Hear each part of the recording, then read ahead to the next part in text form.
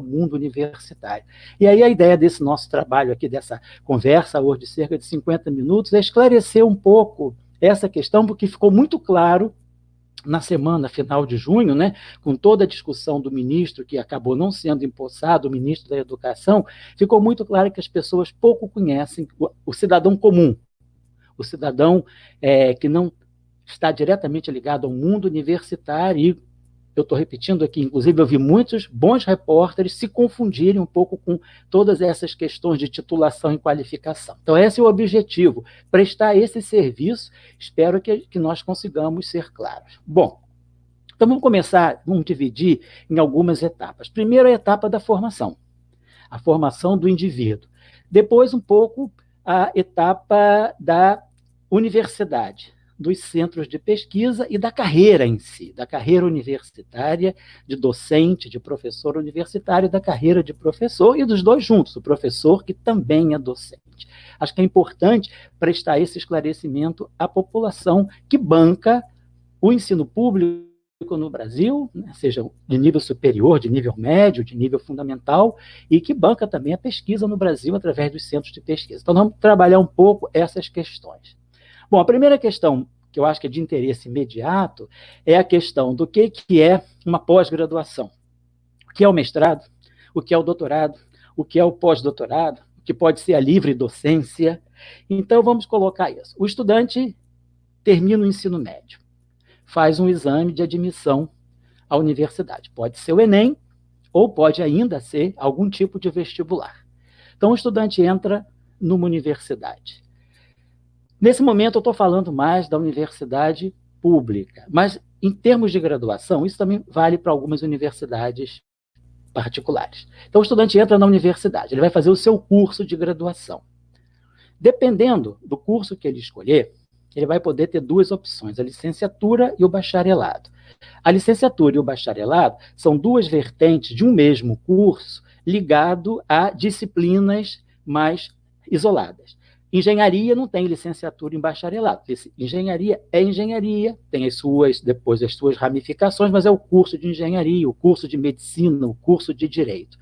Mas cursos como matemática, física, química, biologia, ciências sociais, geografia, história, letras, filosofia, os cursos ligados a disciplinas, esses cursos eles podem se dividir na graduação em licenciatura e bacharelado. Quem faz a licenciatura é aquela pessoa que já está mais pensando numa carreira de ensino, ser professor, mas nada impede que ele termine a licenciatura e ele vá fazer uma carreira de pesquisa. Nada impede. É até bom fazer a licenciatura, porque se tem contato com a área de ensino, se estuda mais a didática, a pedagogia, matérias, às vezes, um pouco até mais voltadas para o lado das humanidades, para poder subsidiar o conhecimento na área do ensino. E tem o bacharelado. O bacharelado ele é mais específico dentro daquela disciplina, já visando a uma preparação para pós-graduação. Mas vou retornar e dizer, nada impede de se fazer uma licenciatura e de se ir diretamente para a pós-graduação, para o mestrado. Então, nós temos a graduação.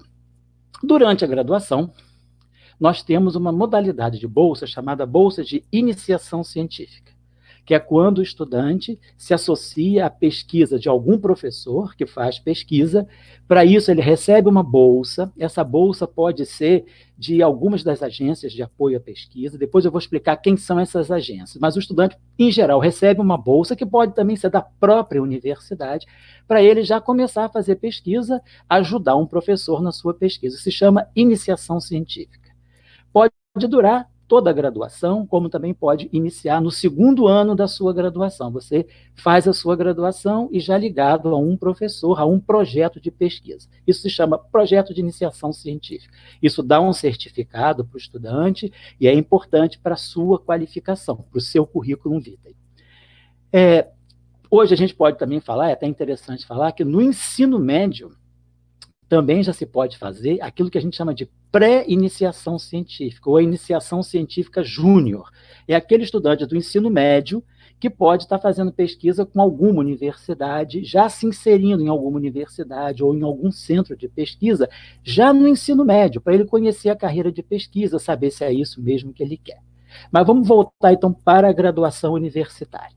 Então, o estudante pode fazer engenharia, pode fazer medicina, direito, economia e também fazer a sua iniciação científica. Como, por outro lado, o estudante de disciplinas, né, isoladas, como estudante de física, de matemática, de geografia, de história, de filosofia, de ciências sociais, esses estudantes também podem fazer, dentro da sua licenciatura e dentro da sua, ou do seu bacharelado, a sua iniciação científica. Hoje é mais comum para o estudante que faz a licenciatura, que está pensando na carreira de ensino, fazer aquilo que a gente chama não de iniciação científica, mas de iniciação à docência. É uma bolsa que ele tem durante o curso de licenciatura para ele já trabalhar a questão do ensino. Então, é importante a gente também dizer, para quem não conhece muito o meio universitário, que o estudante, estando numa universidade pública, que pode ser estadual, pode ser federal, ele tem essa bolsa, além dele não pagar a mensalidade, porque ele está numa universidade pública gratuita, ele tem essa bolsa sob a forma de um rendimento mensal. Uma bolsa não é muito grande, é na faixa dos R$ 450 reais, mas já é uma ajudinha e um incentivo a que o estudante faça a pesquisa, não só tendo o certificado no final da pesquisa, mas tendo também uma gratificação monetária para ajudar na passagem, eventualmente na compra de um material. Então, isso é a graduação. A graduação ela já começa na pesquisa quando o estudante faz a chamada iniciação científica, que muitas vezes na gíria universitária é chamado de PIBIC, projeto de iniciação científica, a gente chama de PIBIC. Bom, é projeto institucional de bolsas de iniciação científica, PIBIC, ou IC, a iniciação científica. Bom, o estudante termina a graduação, qualquer que seja a área, economia, física, matemática, ciências sociais, geografia. Aí ele vai pensar numa pós-graduação, numa qualificação extra. Ele pode optar no início, isso é mais para quem faz a carreira de mercado, aquela pós-graduação que é muito popularmente conhecida como MBA, que a gente também chama de pós-graduação lato sensu, ou uma especialização, que chama-se especialização ou MBA. Ela não é muito importante, ela não pontua muito para quem vai entrar na carreira universitária e não é necessário fazer especialização para depois fazer o mestrado. Você pode perfeitamente saltar a especialização. Se você optar pela especialização, você ganha o título de especialista, que é o MBA. Especialista. O MBA, a especialização. Nas áreas, elas são até mais comuns do que nas áreas de ciências exatas. Não tem praticamente uma especialização em física, mas tem especialização em pedagogia, tem especialização em administração e economia, porque a especialização é mais voltada para quem já está trabalhando no mercado e que não está optando pela carreira de pós-graduação, pela carreira universitária ou pela carreira de pesquisa, vida afora. Então, isso é o que a gente chama de especialista, ou MBA. Aí sim, isso pode ser feito e não é necessário para ingressar no mestrado. Da graduação, o estudante pode fazer uma seleção, aí tem uma prova de seleção, que ele vai fazer prova escrita, vai fazer entrevista, vai concorrer, eventualmente, a uma bolsa para fazer o mestrado. Aí sim, o mestrado, ele faz parte da pós-graduação, que a gente, no estricto senso, pode ser mestrado e doutorado, são duas gradações. Inicia-se pelo mestrado, que dá o título de mestre, e depois o doutorado, que dá o título de doutor. Aí que já surgiu uma questão na semana que passou sobre a questão do ministro. O que é necessário para se ganhar o título de mestre? Bom, você fez a graduação completa, não precisa ter feito especialização.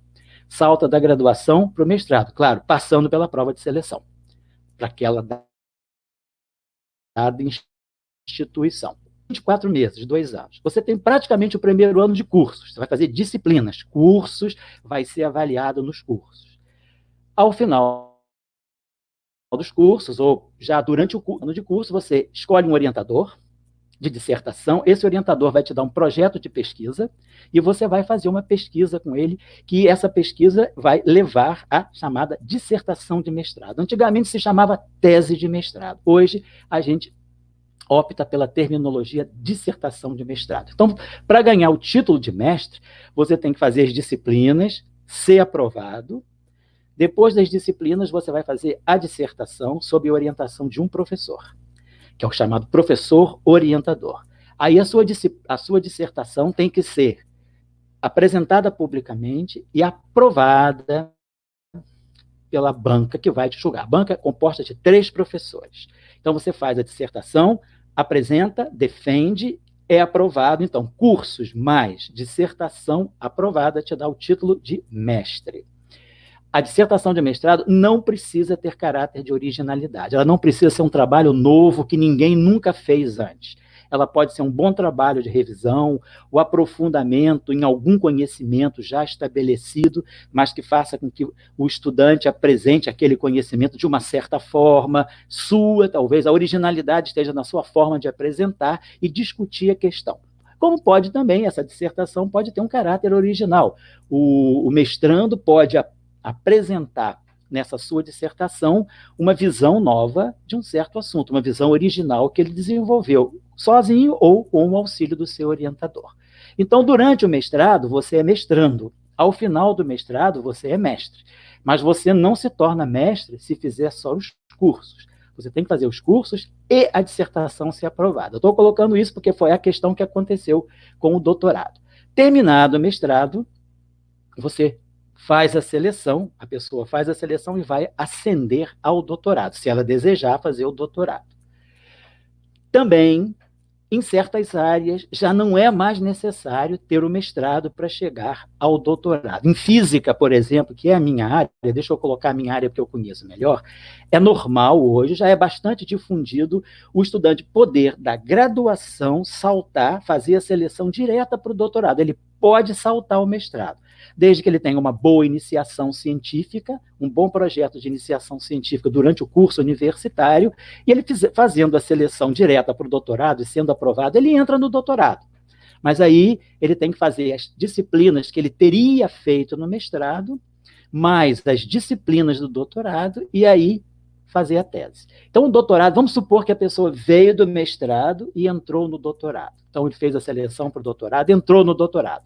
Tem as disciplinas, os cursos para fazer, cursos puxados, tem que se trabalhar bastante, se dedicar bastante, e depois desses cursos também, ele vai ter que ter um professor orientador para fazer aí sim, não é mais uma dissertação, é uma tese. Então, a tese pressupõe um trabalho original.